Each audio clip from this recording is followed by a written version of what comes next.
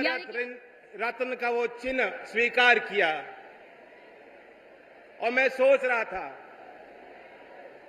वह चिन्ह मेरे हाथों में गया, वो प्रतीक, वह सम्मान, लेकिन वह असली गाड़ी कमाई देश के किसानों की है, कमेरों की है, उस नौजवान की है जो अपना सब कुछ दांव पे लगाकर भारत की सेनाओं में सेवा करता है, उस सामाजिक कार्यकर्ता की है जो देश में सबसे गरीब और वंचित वर्ग के उत्थान के लिए मेहनत करता है,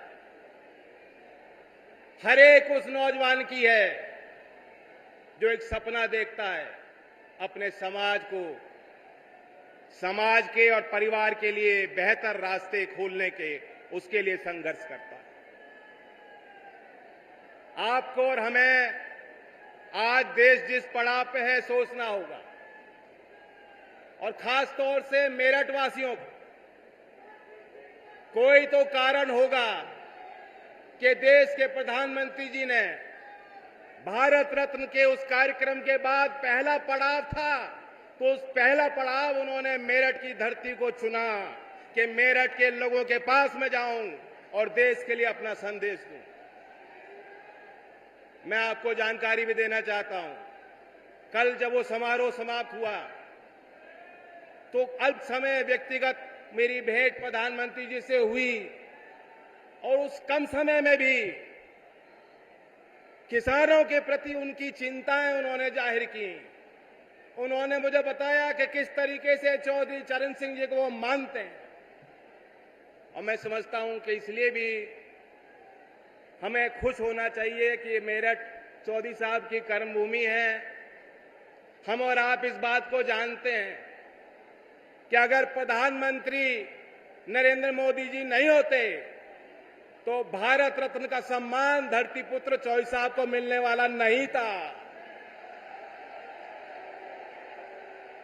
ये निर्णय, ये साहसी फैसला, ऐतिहासिक निर्णय आपके सम्मान को आगे बढ़ाने के लिए प्रधानमंत्री जी ने इसलिए भी लिया, वो भी जानते हैं चौधरी साहब का कितना बड़ा योगदान राष्ट्र निर्माण में रहा।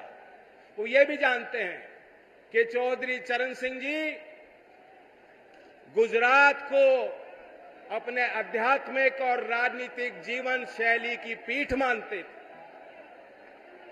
जो भी समाज सुधार का काम चौधरी चरण सिंह जी चाहते थे करना, वह उन्होंने दयानंद सरस्वती जी से सीखा और उससे उनसे प्रेरणा ली। हीरो वर्शिप एक मॉडर्न टर्म है।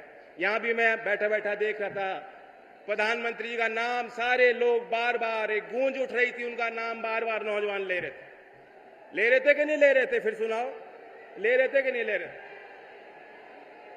ये भी एक गहरे विश्वास का प्रतीक है, इसे हीरो वर्शिप भी कह सकते। इस हीरो वर्शिप से चौधरी चरण सिंह जी भी अछूते नहीं थे। एक ऐसे नेता थे जिनको चौधरी चरण सिंह जी अगर आदर्श मानते थे, वो थे सरदार वल्लभ भाई पटेल। और इसलिए इस नाते को प्रधानमंत्री जी अच्छी तरह भली भांति समझते हैं और उनकी मंशा है। उन्होंने अपनी इच्छा शक्ति को जाहिर किया कि चौधरी चरण सिंह जी की वास्तव में जो विचारधारा, जो वास्तव में उनकी विरासत, जिसको आप सब लोग संभाल रहे हो, उसे और आगे बढ़ाना है। चौधरी चरण सिंह जी 2-3 विषयों को लेकर बेहद गंभीर होते थे। बहुत कम समय में मैं उल्लेख करना चाहूंगा। नंबर 1 क्या था? करप्शन, भ्रष्टाचार। जिस तरह तालाब में अगर एक कमल का फूल कहीं खिलता है, दूर से दिखाई देता है, दूर से उसका सौंदर्य एक कमल के फूल का दिखाई देगा कि नहीं देगा आपको? एक तालाब में एक फूल अगर खिल रहा हो। चौधरी साहब यही मानते थे कि जो नेता होता है, जो बड़े पद पे बैठा है, बड़े पदभार को संभाल रहा है, उसकी नैतिक जिम्मेदारी होती है। भ्रष्टाचार ऊपर से लेकर नीचे तक जाता है।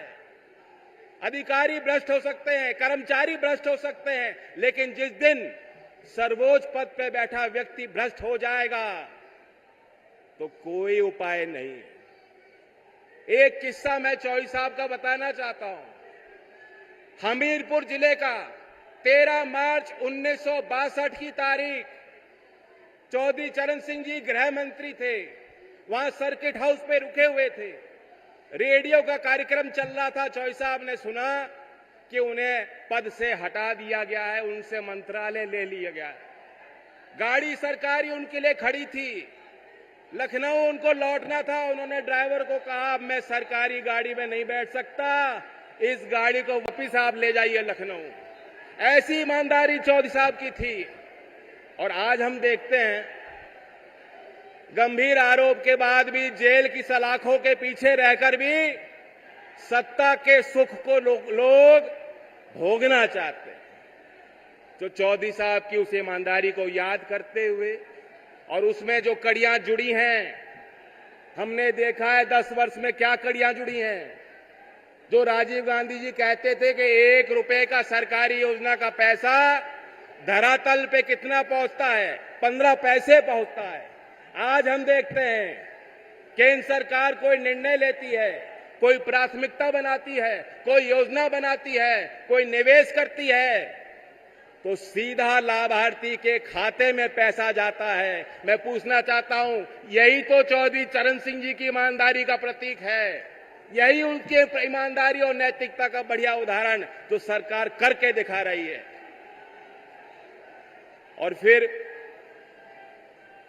चौधरी साहब जातीय भेद के खिलाफ थे, लिंग भेद के खिलाफ थे, और वे चाहते थे किसान, क्योंकि उस समय के देश में गांव और किसान देश की जड़ों में था।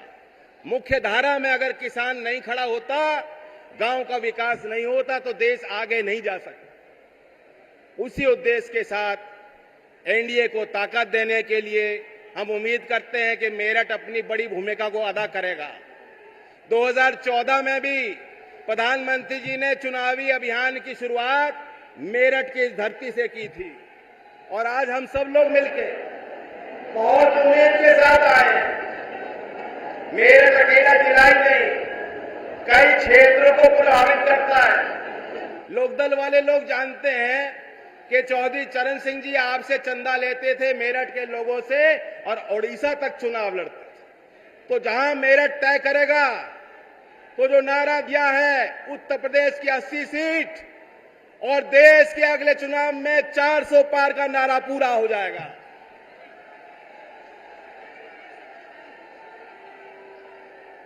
मैं अपनी बात को समाप्त करते हुए कहना चाहता हूं कि वो नेता जो भविष्य को समझते हैं कि भविष्य में क्या होगा और समाज और देश को उसके लिए तैयार करते हैं चुनौतियों के लिए, उनकी बातें हमेशा इतिहास में पन्नों पे दर्ज हो जाती हैं। आने वाले समय में जब अवलोकन होगा इस दौर का, जो तीसरा बड़ा मैंडेट देश की जनता मोदी जी को और एनडीए को देने वाली है, तो कहा जाएगा, क्या जानो तुम अपने दौर से कितना लड़ा हूं मैं, समय की भीति पर काल का एक पत्थर सा जड़ा हूं मैं। धन्यवाद। जय हिंद, जय भारत, जय किसान, जय मजदूर।